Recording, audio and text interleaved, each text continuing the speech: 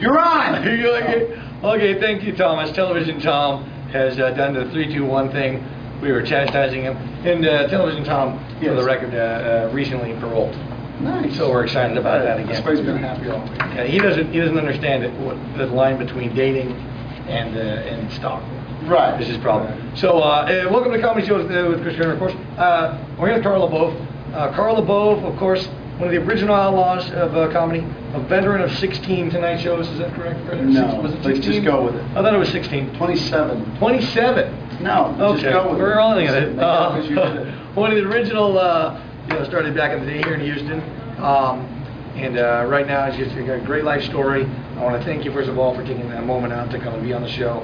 Where we scour the globe for the no, you don't. You sit here at the club like a spider waiting for the comics to come into the room. Well, if you want to put it like that. Get caught in your comedy web. If you want to, I just got caught and I don't mind it. So. Yeah, we don't pay anything for the guys to be on the show, so we're but Carl, of course, could charge us money. Probably he's that type of guy. Definitely, money, but you're definitely, along with some of, you definitely mark a step up in talent for us. You know, you're the next level of type of entertainer that we love to try and seduce into spending some time with us. So thank you. You know, you're a comic too, and you just know that when you do something long enough and you find your rhythm in your craft, then you get to grow quicker than when you were starting and struggling. So it's just a nice place to be where I can do access television now. Yeah, exactly. Public access. And but I do want to thank you once again for so much for coming out and giving us this time here. And I have worked $7. Yeah, $8. And an air freshener for your car. That's right. That's the other thing. Yeah. Free. It's a parting gift. But for taking the time, and I have worked with you twice over the years, and I do remember my first time I met you. I was you might remember this, but I was teaching a defensive driving class next door, right. And I was very young, and I heard good things about you. And I saw you walking in, and we crossed in the office, and I introduced myself, and you were very gracious. And to this day, I say from the stage, you're one of the good guys in comedy, and that's the truth. You are one of the good guys. So I have one question for you. I'd like to find out, as a comic, weird stuff happens. And we've all been in those situations. What would you say would be the weirdest heckle you've ever had, or just the most memorable heckle? Worst one, best one? I mean, with 30 years of stories behind me, there is so many moments where I've been embarrassed, or I've been embarrassed for the person heckling me. Where one time I was talking about relationships, and a guy heckled, "Yeah, well, did you ever sleep with your wife's sister?" And he was sitting with his wife, and he was drunk. And the sister of the wife stood up and slapped him in the face and started a big commotion. And then started a fight, and I found out later he had been sleeping with his wife's sister. Wow. And she thought that he was exposing that night because she was drunk too. But it really ruined the whole half end of the show because somebody got busted in something where they were just drunk and made the wrong move. Big time. But I think the most embarrassing thing was when I was in Canada doing a show in the early 90s, and I was late for the gig, and I showed up and I didn't get to meet the promoter, and I was thrown right on stage because I was a good half hour late for this gig, and the crowd was waiting for the show, and I went out and I did about a half an hour. I had another half an hour to go, and someone I thought heckled me from there was a balcony to this show that I did, and heckled me. And I, like most comics, I went, and I made fun of the sound first. Yeah. You know, that's what you do. You respond to what you hear because you know they heard the same thing. Right. So they go, what does that mean? And I started making fun of it, and then I created a whole, I see a yellow bus waiting outside for you, and all this other stuff. Right. And after the show was over, and I lost the crowd, by the way. Oh, no. And I fought through the next half hour and got through it and thought it was very odd. And I was in the green room, and there was a knock on the door, and it was a woman explaining to me that she worked for a company that took mentally disabled people and moved them back into the community, and every week they took them to a theater show. Oh, no. And that this 30-something-year-old mentally handicapped man liked me, and he was saying, "I like you, Carl." Oh, no. And because he was so far away, I just heard, and I made fun of him and hurt his feelings, and he was crying. And all those people saw it, and they kind of just went around the room where I had embarrassed him. Oh, no. And that made me feel bad. So you just never know. So that's a different kind of heckle, but it's a very embarrassing moment for somebody who makes that mistake. That's amazing. That's incredible. I know that, like you did say, 30 years of actual time on the road and all these things, it probably is nearly impossible for you to pinpoint just one good thing or one. No, actually, I have a pornographic memory. So I can remember every single moment. Fantastic. But if you like, just if you can think of one story that that somebody who's not inside of comedy, because Tom and I have as many, and we're proud of this, as many. We're on as many as one network. Okay. And we have as many as what we believe to be 7 potheads that watch the show a lot of times. Right. So we like to cater to them. People who don't leave the house, never been to a real comedy show, but more than that, never get the chance to actually sit down like we're doing here and actually talk to guys. You always see them on the stage and everything. So you never, and that's what comedy show is all about, is finding out. So if there's one thing, or one thing, memorable in your career, a moment or something, a story that you want to tell. One thing that touched me or enlightened me or anything. Anything you want, a memorable moment. A great moment. Yeah.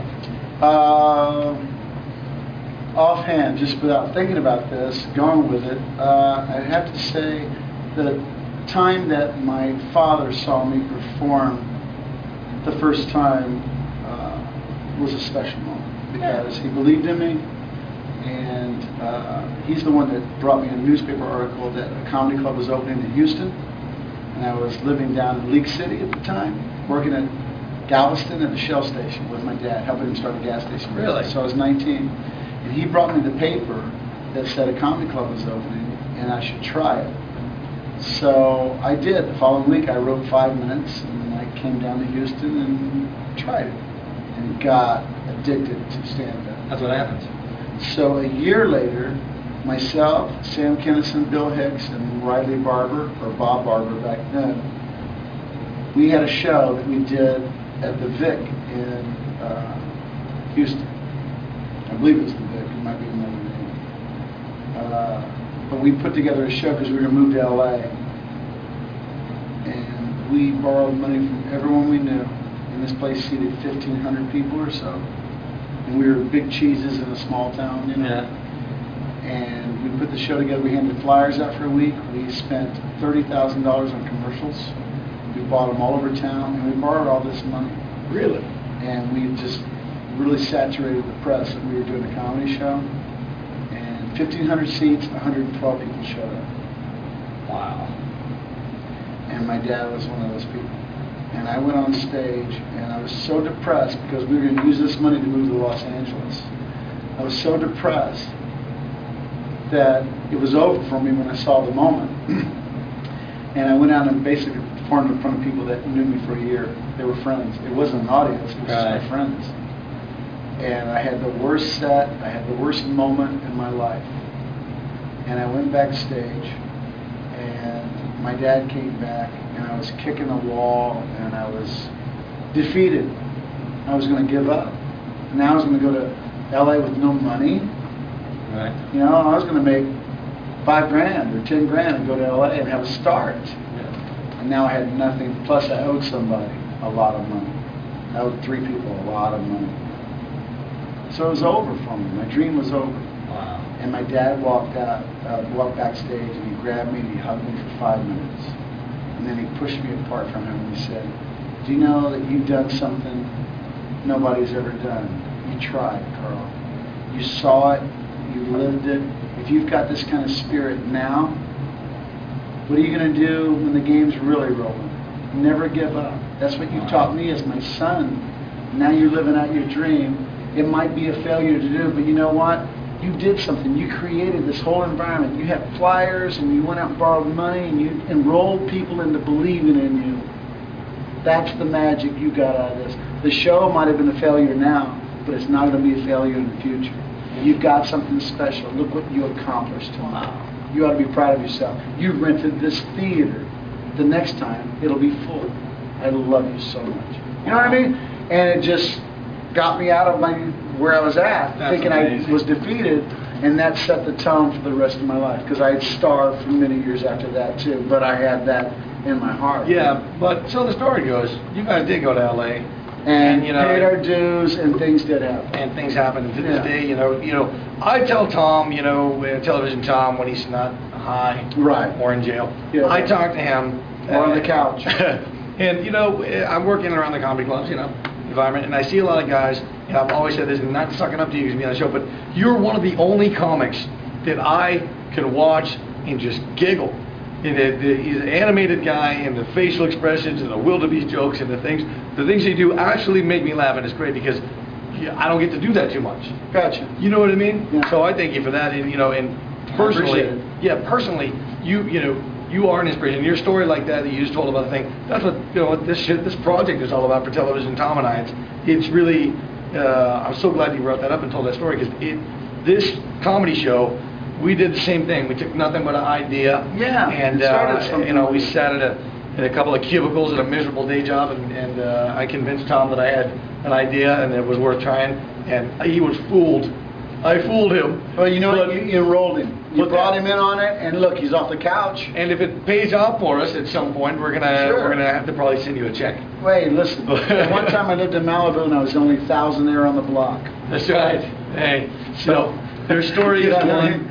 of like ups and downs, and I know a lot more. Sure We don't it have the is. time to get into, but you Sure. know, you're one of these guys who's persevered, overcome so much, and dealt with so many obstacles, and triumphed over them. You are, you know, the type of comic that a lot of young guys, I think, and myself included, you know, aspire to be. I'm 10 years into my career, but I still look at a guy like you and I go, this is the kind of comic I aspire to be. And so I thank you for that, and I definitely. If we got the passion for what we love to do, and we're lucky enough to get to live it, then that stage is nothing but joy and your dreams. It's the best thing ever. Off stage is real life, but up there, that's your moment. So that's your movie that you get to create every night. It's been a joy to do it, and I'm going to do it for the next 60. No, not 60. I'll do it for a long time. Carl Labove, thank you, my friend. Thank you. Appreciate it. Thank you, Television Tom. Can I have my $30? I mean, I have $30. I got nothing. Oh, man.